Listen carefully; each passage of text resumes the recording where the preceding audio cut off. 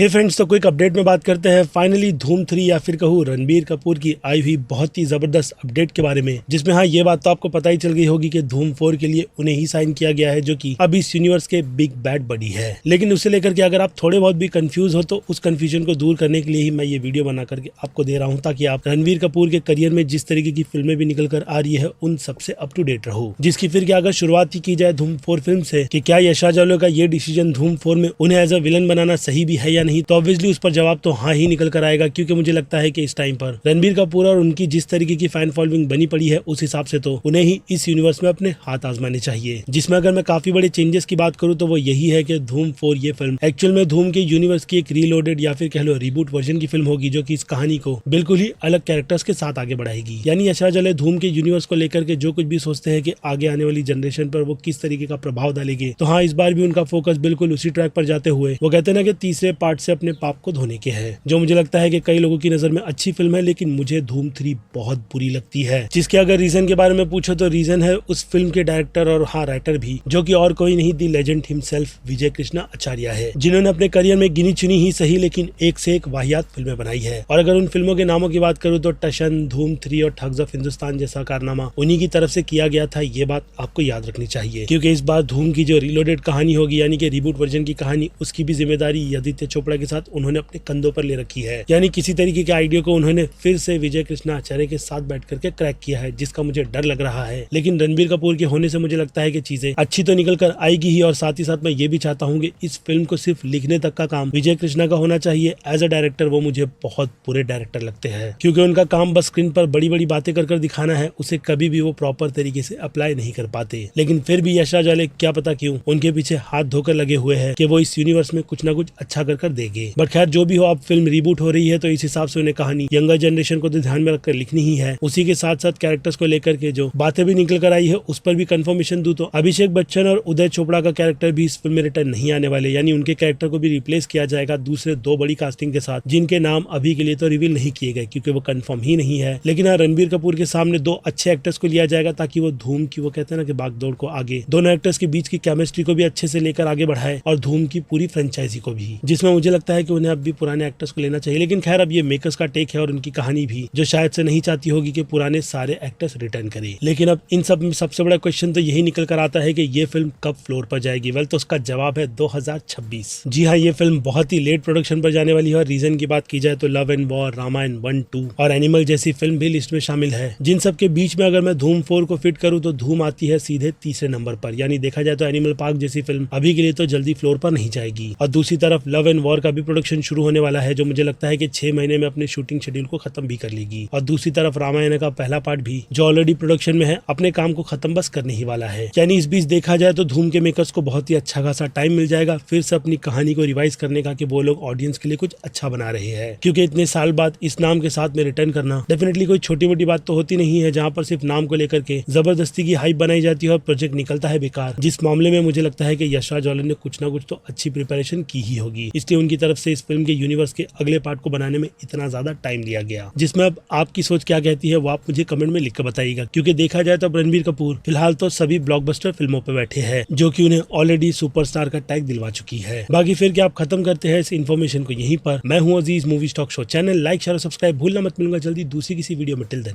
Bye.